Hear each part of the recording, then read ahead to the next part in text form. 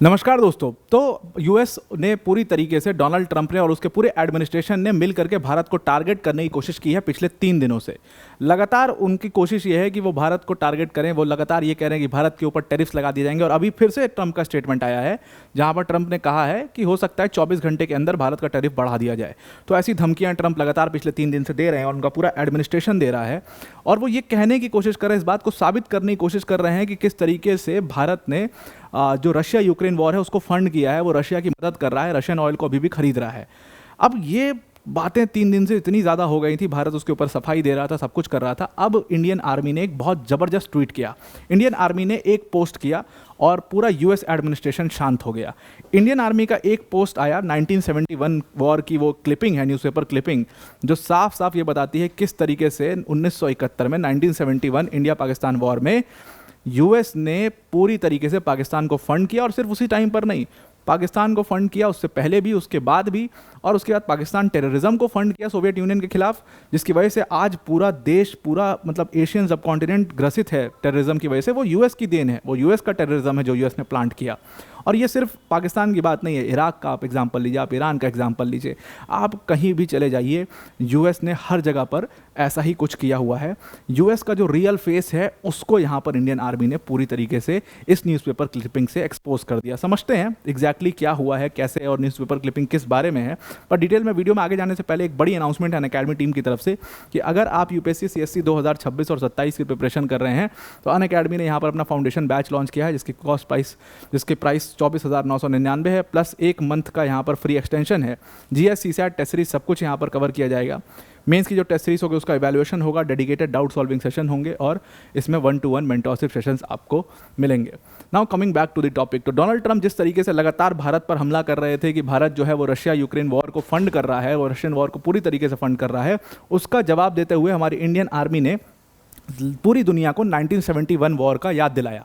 और उन्होंने कहा कि जिस तरीके से 1971 वॉर में यूएस का जो पूरी तरीके से रोल था पाकिस्तान को सपोर्ट करने के लिए, और किसके अगेंस्ट सपोर्ट करने के लिए, भारत के अगेंस्ट, भारत के ऊपर हथियार इस्तेमाल करने के लिए पूरा यूएस सपोर्ट कर रहा था पाकिस्तान को, वो भूलना नहीं चाहिए। और यही यूएस की हिपोक्रेसी है। आज वही यूएस हमें बता रहा है, हमें ज्ञान दे रहा है कि भाई आप रशियन वॉर को फंड मत करो। अरे भाई, आप खुद दुनिया के कम से कम ऐसे 20-25 वॉर खुद फंड कर चुके हो। 20-25 तो मैं कम नंबर बोल रहा हूँ, जितना भी आज वॉर देख रहे हो सब में जड़ यूएस या ब्रिटेन ही है। तो वो आप खुद ही फंड कर चुके हो और आप हमें ज्ञान दे रहे हो कि आप वॉर को फंड कर रहे हैं। तो हमारी आर्मी का जो ईस्टर्न कमांड है, उन्होंने ये न्यूज़पेपर क्लिपिंग जो शेयर की है वो अगस्त 5, 1971 की न्यूज़पेपर क्लिपिंग है। देखिए 1971 में हुआ क्या था, थोड़ा सा बैकग्राउंड उसका दे देता हूँ। इंडिया और पाकिस्तान के बीच में 13 दिन का वॉर हुआ था। एक्चुअल में ये वॉर ईस्ट पाकिस्तान को लेकर के था, जो आज बांग्लादेश है। बांग्लादेश से शेख मुजीबुर रहमान जो है वो इलेक्शन जीत गए थे और वो प्राइम मिनिस्टर बनने वाले थे पूरे पाकिस्तान के। पाकिस्तान जो वेस्ट पाकिस्तानीज थे वो अपने आप को सुपीरियर मुस्लिम्स मानते थे ईस्ट पाकिस्तानी, क्योंकि वो दूसरी भाषा बोलते थे, बंगला भाषी थे। तो वो लैंग्वेज का एक लड़ाई जो आपको श्रीलंका में भी देखने को मिला वो पाकिस्तान में भी था। उसके बाद शेख मुजीबुर रहमान ने अपना एक ग्रुप बनाया, बंधुआ मुक्ति मोर्चा करके, उनको ट्रेनिंग दी भारत ने और सपोर्ट किया शेख मुजीबुर रहमान को। उन्होंने रिक्वेस्ट किया भारत को सपोर्ट करने के लिए। और उसके बाद पाकिस्तान ने याया खान को बांग्लादेश में भेजा और याया खान ने वहाँ पर, उसको बुचर ऑफ बांग्लादेश कहते हैं, पूरी तरीके से बहुत मारकाट मचाया बांग्लादेश में। कहा जाता है एक कॉलेज में जो बंधुआ मुक्ति मोर्चा के जो यंग लड़के थे, जो पढ़ने वाले लड़के थे, जो नाबालिग थे, उनको खड़ा करके गोली मरवा दी थी याया खान ने। ऐसा बहुत कुछ याया खान ने किया। इस एट्रोसिटीज़ को देखते हुए भारत को एंटर करना पड़ा वॉर में और 13 दिन का मामला था पूरा। 13 दिन के बाद सबने कहा मुबारक हो, बांग्लादेश हुआ है। बांग्लादेश को 13 दिन में पाकिस्तान का बिगेस्ट एवर सरेंडर था ये। पाकिस्तान ने क्या, पूरी दुनिया का सबसे बिगेस्ट एवर सरेंडर अगर किसी आर्मी का है तो वो यही था। 13 दिन में भारत ने घुटनों पर ला दिया पाकिस्तान को।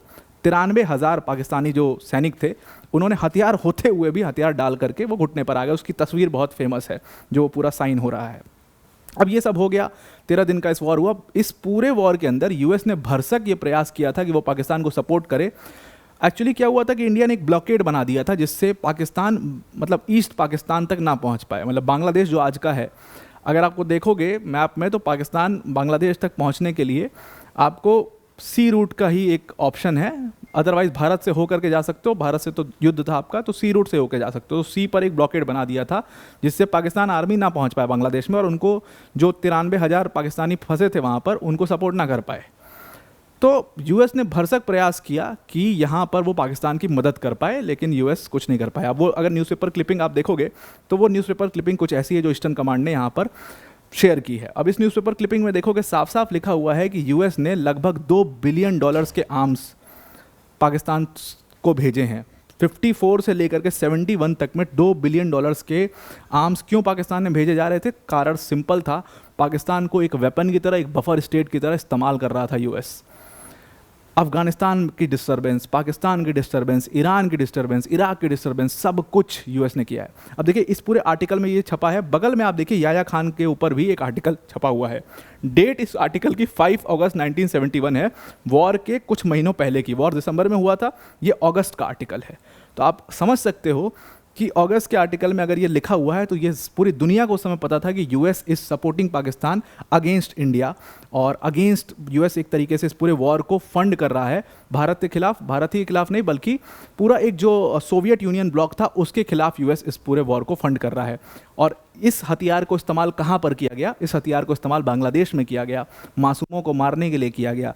भारत के खिलाफ ये हथियार यूज़ हुए। यहाँ पर याया खान की जो पूरा लिंक है इस पूरे दोनों आर्टिकल्स का, वो आप आराम से मिला सकते हो। अब अगर आपको हमारी वीडियोस अच्छी लगती हैं तो उसको लाइक, शेयर और सब्सक्राइब करिए, और जो ये QR कोड दिया हुआ है इसको स्कैन करके आप वर्ल्ड अफेयर्स बाय अनअकैडमी का जो ऑफिशियल टेलीग्राम चैनल है उसको ज्वाइन कर सकते हैं। अब देखिए इससे पूरी यूएस की हिपोक्रेसी जो है वो साफ साफ समझ में आती है। मैंने आपको बताया था कि इंडिया ने यहाँ पर क्या किया था इस टाइम पर कि उन्होंने एक पूरा अपना ब्लॉकेड बना दिया था। उस ब्लॉकेड को तोड़ने के लिए जब वॉर शुरू हुआ, ये तो वॉर के पहले का आर्टिकल था, वॉर के बाद उस ब्लॉकेड को तोड़ने के लिए यूएस ने डायरेक्ट अपनी फ्लीट भेज दी। जो 7th फ्लीट थी यूएस नेवी की, वो इंडियन शोर्स के पास पहुंच चुकी थी, और वो हमला भी भारत के ऊपर करने वाले थे। यूएसएस एंटरप्राइज वो भारत के ऊपर हमला भी करने वाले थे, लेकिन उस समय पर जो भारत का सपोर्ट करने कंट्री आई, एकमात्र कंट्री भारत का सपोर्ट करने आई, और वो सोवियत यूनियन आई। इसीलिए उस पूरे दौर के बाद कई डिकेड्स तक भारत और यूएसए के रिलेशन ख़राब रहे। यूएस एक तरफ पाकिस्तान को सपोर्ट करता रहा, पाकिस्तान वेस्ट ब्लॉक में था। भारत हमेशा अपने आप को अलाइन रखता है सोवियत यूनियन के साथ, और इवन आज भी हम अपने आप को सोवियत यूनियन के साथ यानी कि रशिया के साथ अलाइन रखते हैं। ऑल्दो हम नॉन अलाइन थे, हम अपने आप को नॉन अलाइन मानते थे, लेकिन फिर भी प्रैक्टिकली हम सोवियत यूनियन को सपोर्ट करते थे, क्योंकि उतने मुश्किल वक्त में सोवियत यूनियन ने भारत को सपोर्ट किया था। सोवियत यूनियन ने सीधा अपनी फ्लीट भेज दी थी भारत के सपोर्ट के लिए, अपनी वॉरशिप भेज दी थी, सबमरीन्स भेज दी थी, जिसके वजह से यूएस भारत की फ्लीट के ऊपर अटैक नहीं कर पाया, जो ब्लॉकेड था उसको नहीं तोड़ पाया।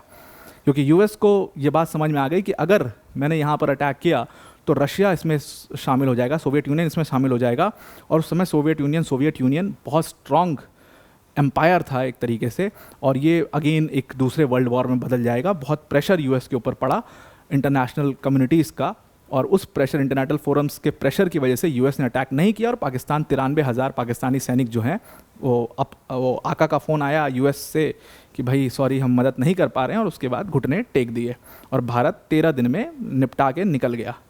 तो यही पूरा कहानी थी, और ये यूएस की हिपोक्रेसी थी जो दुनिया को, आज जो लोग उसको भूल गए उनको याद रखना चाहिए। यही ईस्टर्न आर्मी के ईस्टर्न कमांड ने दुनिया को बताया है कि 1971 और ऐसे कई सारे, सिर्फ 71 क्यों, 1975 का वियतनाम वॉर ऑफ देखो, आप इराक ईरान वॉर देखिए, आप कोई भी वॉर देखिए, उसमें यूएस का रोल और यूएस की फंडिंग ज़रूर रहती है वहाँ पर। इराक और ईरान वॉर में भी यही किया था उन्होंने, यही डबल फेस किया था। इराक को सपोर्ट कर रहे थे और अंदर खाने से ईरान को सपोर्ट कर दिया। यही पता लगने के बाद सद्दाम हुसैन एक्चुअल में यूएस के खिलाफ हो गया था। और भी बहुत सारे कारण थे, लेकिन ये भी एक उसमें बहुत बड़ा कारण था। उसको जब पूरा कॉन्ट्रा अफेयर, पूरा जो कॉन्ट्रा स्कैंडल था उसके बारे में पता लगा तो वो यूएस के खिलाफ हो गया। और ऐसे बहुत सारे वॉर्स इन्होंने फंड किए हैं, तो वो तो हमें शिक्षा ना ही दें तो अच्छा है। तो आई होप आपको ये पूरा आर्टिकल समझ में आ गया होगा। आज के लिए इतना ही। Thank you and have a nice day.